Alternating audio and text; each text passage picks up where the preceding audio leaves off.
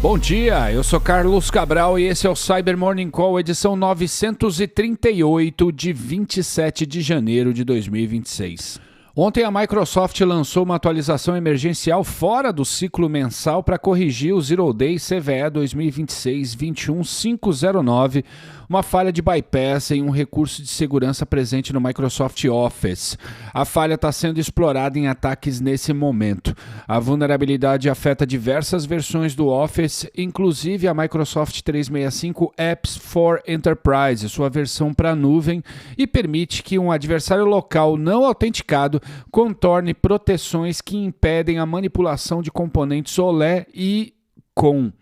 Tal proteção foi introduzida no Office por volta de 2018 com o objetivo de controlar a manipulação não autorizada dos recursos OLE, que é Object Linking and Embedding, e COM, que é Component Object Model, os quais eram frequentemente abusados por atacantes, pois eles permitem que um arquivo do Office converse com outros componentes do sistema operacional. E isso, claro, é uma mão na roda para o atacante, pois permite usar o Office para controlar o sistema operacional da vítima com relativa facilidade.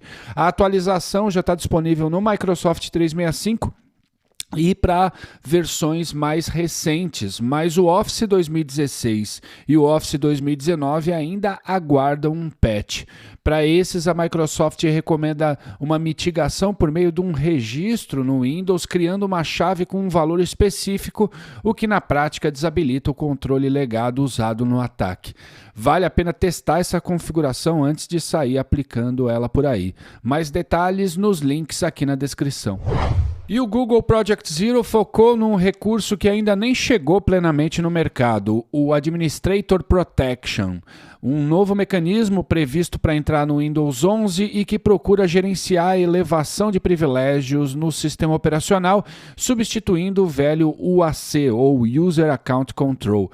A ideia da Microsoft é tornar a elevação de privilégios algo bastante explícito ao usuário, minimizando assim a elevação silenciosa, ou seja, quando o usuário precisa de um recurso de administração, ele precisa acionar uma conta Shadow Administrator para executar isso e uma sessão de logon separada. E essa operação acontece de forma bem verbosa, acabando com a possibilidade dessa coisa acontecer de maneira oculta ao usuário. Até aí, tudo muito bom, só que durante a análise das versões iniciais desse mecanismo, o pesquisador James Forshaw encontrou nada menos que 9 maneiras diferentes de contornar o recurso e ganhar privilégios de administrador de forma silenciosa, incluindo um bypass engenhoso que explora a forma como o kernel cria diretórios por seção de logon, permitindo sequestrar os diretórios de processos e injetar código sem acionar um novo prompt.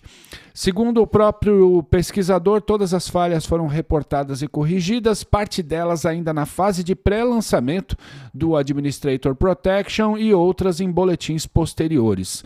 Na prática, o Administrator Protection deve ser visto como mais uma camada em um modelo de privilégio mínimo e não como uma autorização para relaxar o hardening das máquinas.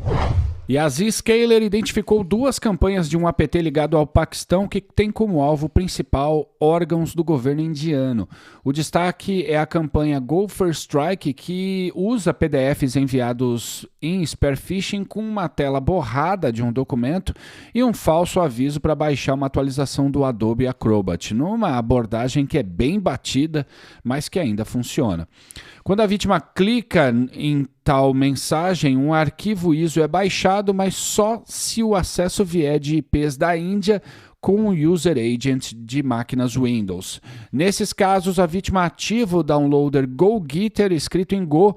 Esse downloader baixa um script VB-script chamado Windows_API.VBS em diretórios públicos do usuário e que a cada 30 segundos se conecta a 2 domínios de comando e controle para buscar e executar componentes adicionais, além de criar uma tarefa agendada para garantir persistência. Em seguida, o GoGetter baixa um arquivo chamado adobe_update.zip de um repositório privado no GitHub controlado pelos atacantes, usando um token de acesso embutido no binário. E aí ele extrai o backdoor git shell pad também em Go, que transforma o GitHub num canal de comando e controle. A máquina comprometida se registra criando arquivos e adicionando informações sobre sua configuração no arquivo info.txt, presente no repositório, busca por comandos para executar em outro arquivo chamado command.txt e extrai todas as saídas desses comandos em outro arquivo chamado result.txt. A fase seguinte da cadeia usa o loader GoShell para injetar um beacon do Cobalt Strike em máquinas com hostnames específicos. Dica para detecção e para o hunting. Além de monitorar os indicadores presentes no link aqui na descrição, é importante monitorar o uso incomum da API REST do GitHub em estações de usuário, além de ficar de olho na criação de tarefas agendadas que chamam o WS Script ou o CS Script. Por fim, pesquisadores da Koi Security revelaram o PackageGate, que são 6 Zero Days nos repositórios NPM, PN, PM, VLT e BAN, que burlam práticas consideradas essenciais após o ataque que ficou conhecido como Shai-Hulud. Recapitulando, o Shai-Hulud foi o primeiro worm em um repositório de código, em que uma ameaça se replicava entre os pacotes por meio das dependências que eles tinham uns com os outros. E claro que tal malware chegava até os sistemas das pessoas e das organizações que usavam tais pacotes. Depois disso, os repositórios criaram contramedidas para impedir que qualquer script automático de um pacote seja executado durante a instalação, sobretudo quando tal código é diferente do que foi registrado originalmente no repositório. As falhas do PackageGate burlam essas contramedidas. Segundo pesquisadores da Koi, os 6 bugs foram corrigidos. Recomendações adicionais no link aqui na descrição.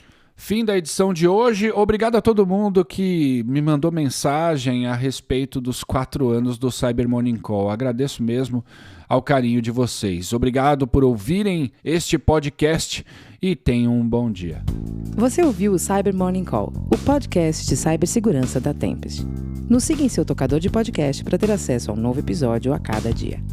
E para saber mais sobre a Tempest, nos siga no Instagram, Twitter e LinkedIn ou acesse www.tempest.com.br.